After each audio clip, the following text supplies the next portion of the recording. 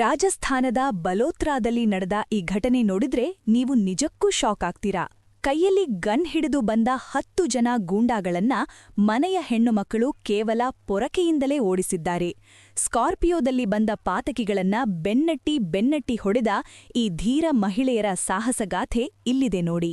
ರಾಣಿಯ ದೇಶಿಪುರ ಗ್ರಾಮದ ನಾರಾಯಣರಾಮ್ ಪಟೇಲ್ ಅನ್ನುವರ ಮನೆಗೆ ಬುಧವಾರ ಸಂಜೆ 2 ಸ್ಕಾರ್ಪಿಯೋಗಳಲ್ಲಿ 10 ಜನ ಮುಖವಾಡ ಧರಿಸಿದವರು ನುಗ್ಗಿದ್ರು. ಅವರ ಉದ್ದೇಶ ಆ ಮನೆಯ ಯುವತಿಯನ್ನ ಕಿಡ್ನ್ಯಾಪ್ ಮಾಡೋದಾಗಿತ್ತು. ಪಿಸ್ತೂಲ್ ತೋರಿಸಿ ಮನೆಯವರನ್ನ ಹೆದರಿಸೋಕೆ ಶುರುಮಾಡಿದ್ರು. ಆದರೆ ಅಲ್ಲಿ ನಡೆದಿದ್ದೇ ಬೇರೆ. ಗನ್ ನೋಡಿ ಹೆದರಿ ಓಡಿ ಹೋಗ್ತಾರೆ ಅನ್ಕೊಂಡಿದ್ದ ಗೂಂಡಾಗಳಿಗೆ ಮನೆಯ ಮಹಿಳೆಯರು ಶಾಕ್ ಕೊಟ್ಟಿದ್ದಾರೆ. ಕೈಗೆ ಸಿಕ್ಕ ಪೊರಕೆ ಮತ್ತು ಕೋಲುಗಳನ್ನ ತಗೊಂಡು 10 ಜನರ ಮೇಲೆ ಅಟ್ಯಾಕ್ ಮಾಡಿದ್ದಾರೆ. ಹೆಣ್ಣು ಮಕ್ಕಳ ಈ ಕೆಚ್ಚೆದೆಗೆ ಬೆದರಿದ ಆಯುಧಧಾರಿ ಗೂಂಡಾಗಳು ಕಾರ್ ಹತ್ತಿ ಎಸ್ಕೇಪ್ ಆಗಿದ್ದಾರೆ.